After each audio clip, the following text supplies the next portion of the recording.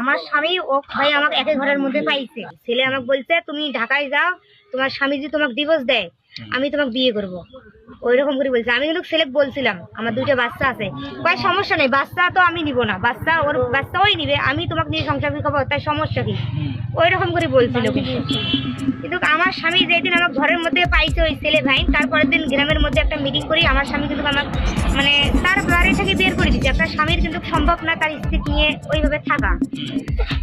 পরে আমি যাওয়ার পর আমার স্বামী আমাকে ডিভোর্স দিচ্ছে। আমি এই ছেলের সাথে যোগাযোগ করছি, ছেলে কতদিন হয় ডিভোর্সের 3 মাস ওই রকম হয়েছে।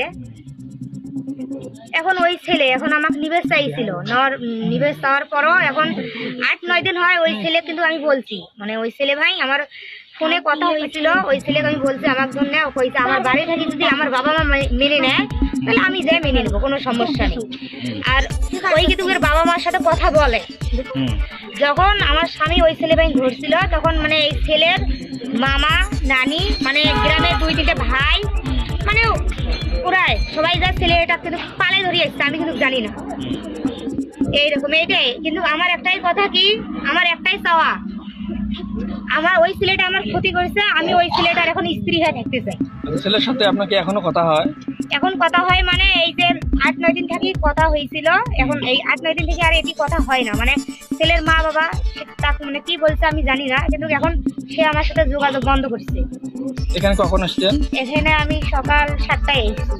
7টার সময়। এখন চাওয়া পাওয়া কি আপনার? এখন আমার চাওয়া ওই আমার মানে ওর জন্য কিন্তু আমার অনেকগুলো জীবন হারাইছে, আমার স্বামী হারাইছে, আমার 2টা সন্তান হারাইছে, অথবা আমার জীবনটাও নষ্ট। তো ওই এখন আমার ক্ষতি করছে, আমি ওর সাথে এখন আমি সংসার করতে চাই, আমার এইটাই চাওয়া, তার বেশি কিছু না।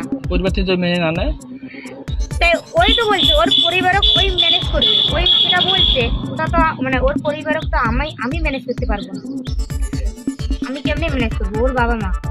সকাল থেকে ছেলের কোন গার্জিয়ান আপনার সাথে কথা বলছে? হ্যাঁ, আমি সকালে যখন আইছি, আসার পর আমি ডাইরেক্ট কিন্তু ছেলের বাড়ির মধ্যে গেছি।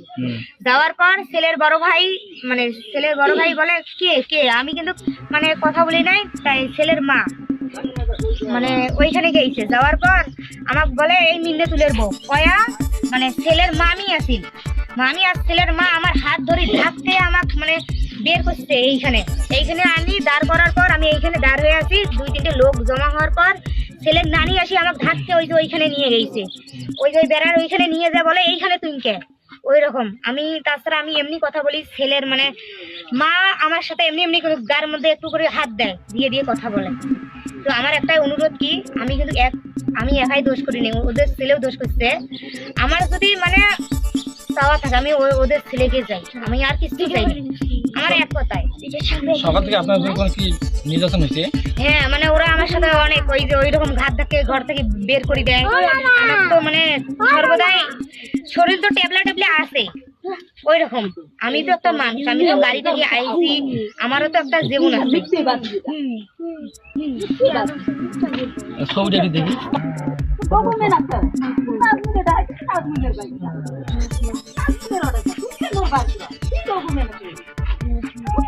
না